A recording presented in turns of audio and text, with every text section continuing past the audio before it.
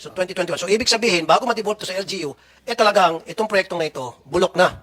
Una sa lahat, maraming salamat at pinaulakan niyo po yung aking privilege speech para maimbestigahan itong malaking anomalya na nangyari ngayon sa National Irrigation Authority na kung saan nasa-short change po yung taong bayan, especially yung ating mga magsasaka. Sila po ang naging kawawa rito. Na umaasa yung ating mga magsasaka sa irigasyon para makapagtrabaho sila, makapag-produce ng bigas. Hindi lamang para sa kanilang pamilya, kundi para sa ating bayan. Ang nangyari, kinukurakot yung pera na para sa ng panggawa ng mga irigasyon, binubulsa. At ngayon, dito tayo para imbestigahan itong malaking katiwalian. Ano yung mga issues at hand? Ito po, 10. Una, numerous irrigation projects have been pending for completion for more than 5 years and up. Number 2, irrigation projects are not functioning or operating despite being issued a notice to proceed. Number 3, failed, uncompleted, and substandard projects of the NIA. Number 4, rigged public bidding for contractors. Number 5, contractors allegedly submitted fake accomplishment reports to the NIA, which is evident due to the large disparity between reported and actual percentage of project completion. Number 6, contractors were already paid even if the projects were not yet completed. Number 7, according to the NIA inspection and assistant team, there are 28 anomalous irrigation projects. Number 8, 890 million was allocated for projects, but the project's construction was never started. Isang example lamang po yan. Number 9, most of the anomalous projects were allegedly approved. And number 10, as of June 2022, only 65.28% of the 3 billion, 128 million hectares,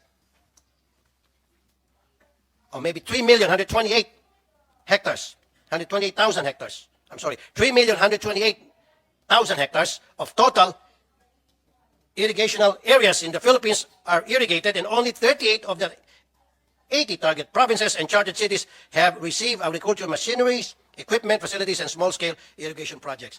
Now, Mr. Chair, during the last hearing, we presented pictures and videos of irrigation projects that were not completed despite the fact na bayad na po yung proyektong yon, yung contractor, at pinasinungalingan po nila rito na luma na raw po yung picture at kompleto na raw po yung proyekto na mga prinsinta ko rito. I will show you again, Mr. Chair, those videos and pictures of those projects in question. And I would like to remind everybody here, nagpadala po ako ng tao. Kahit na malayo, all the way to Ilocos, nagpadala po ako ng tao ko para mag-inspeksyon at para i-video, i-record yung kanyang nakita doon at para mag-interview ng mga taong naroroon. So this time, hindi niyo na po pwedeng pasinungalingan. Dahil kapag magsinungaling kayo rito, you will be cited in contempt at kayo po'y makukulong doon sa baba.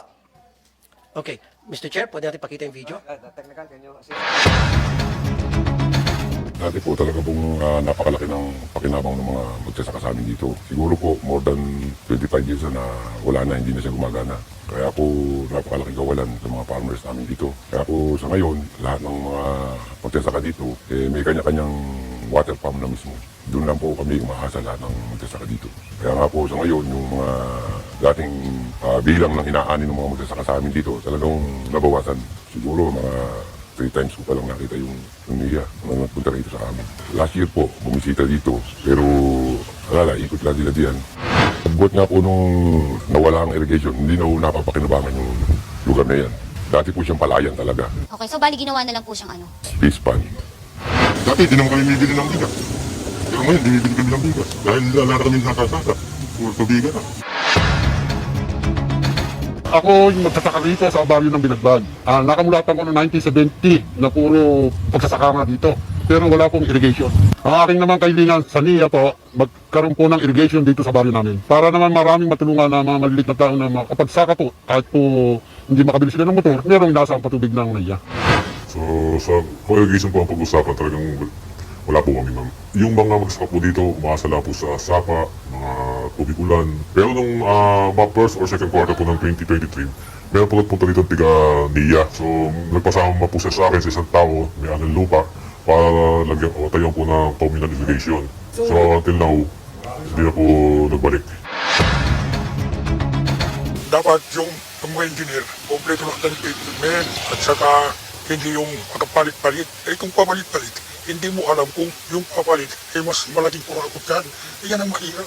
Hindi ko na matandaan kung anong buwan na ito. Walang pundo, walang pundo. Ay. Yung supply ng tubig dito ayos naman pag yung tag-ulan, nakakasupply naman lahat dito. Tapos pag dating ng yung summer na, yung mga pagpasok, medyo humihina na siya kasi bumababa na rin yung level ng tubig dun sa taas. Ang ginagawa na lang nila yung magamit na lang ng kwan, yung bomba, tapos yun yung ginagamit na pompa tubig. Tuwing nasisira ang mga irigasyon namin, kami lang po ang nagre-repair.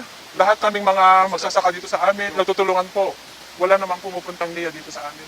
Nananawagan po ako sa NIA, Sir, Ma'am, sana matugunan niyo ang aming problema sa aming irigasyon. Kaya silang-sila na po. Ito lang po ang pinagkukunan namin ng tubig sa aming palayan. Kung wala po ito, hindi kami po nabubuhay, ma'am. Yung Baguyos communal namin, maganda yan, may wool yan, pero bumagyo na, nawala na, nasira na. Pero ngayon, ginawa ng mga farmers, parang bayanihan po, nagawa na, kaya may tubig kami.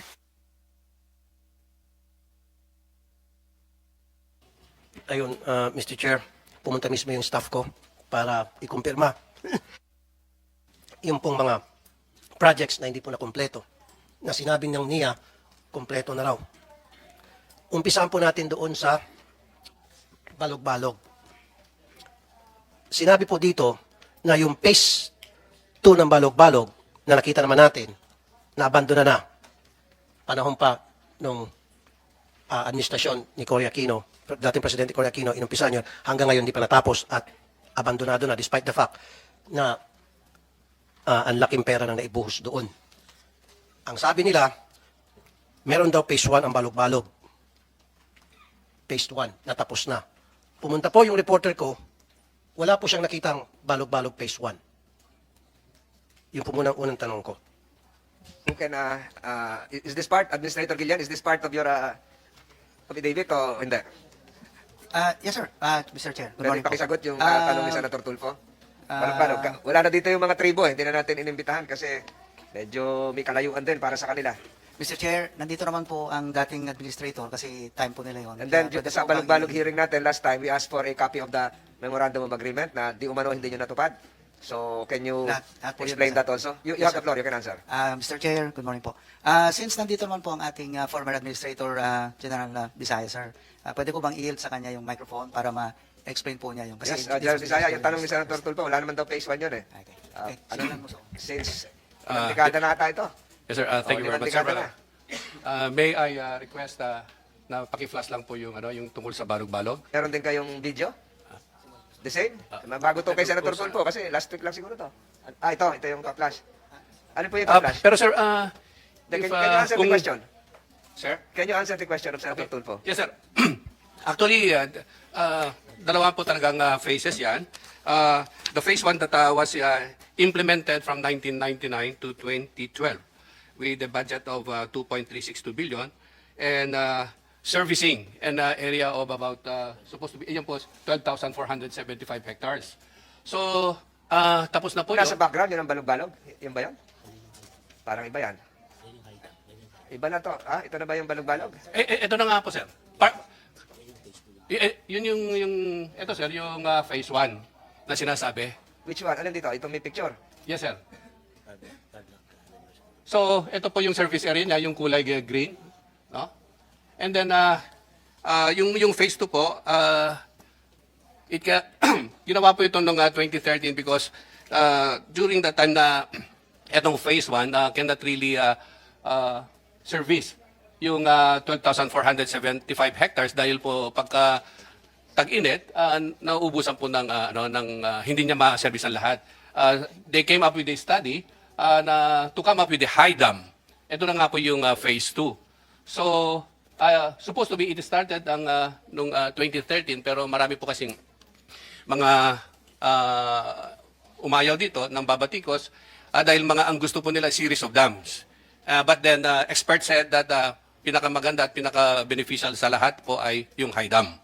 So itong phase 2, nai-award po sa ITP Guangxi before my time. Pero hindi nga po makapag-umpisa dahil po ang daming hinaharang. But when I took over as the administrator in 2017, I worked it out.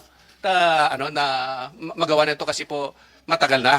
Okay, General Makasingit. Yes, sir. So sabi niyo maraming humaharang. So for so many years, maraming humaharang at hindi niyo po nagawa ng paraan o ng NIA na para kung sino man yung humaharang na yon ay makausap kung kinarang kausapin o mabigyan ng solusyon yung ginagawa nilang paghaharang. Yes, sir. Kasi panahon pa ni dating Presidente Cory Aquino yung present yung project and up to now, hindi pa matapos-tapos. Just imagine, so how many years na po yan? Yes, sir. And mind you, inabandonan po yan. Pumunta po yung staff ko doon, abandonado na po yan at marami pong nag-witness, mga pumunta rito na mga katutubo at sinabing abandonado na po. And yet, ito pong nakakahiya, sir, although this is no longer your time, Yes, sir. humingi pa po ng pang-maintenance. Inabandona na nga, bulok na nga, and yet, tumatanggap every year para sa maintenance ng isang bulok na proyekto. And we were informed nung last hearing by Engineer Guillen na bigyan ng isa pang pagkakataon for another billions and billions of pesos matatapos na raw by 2027. So 2021. So ibig sabihin, bago ma-devolve to sa LGU, talagang itong proyektong na ito, bulok na.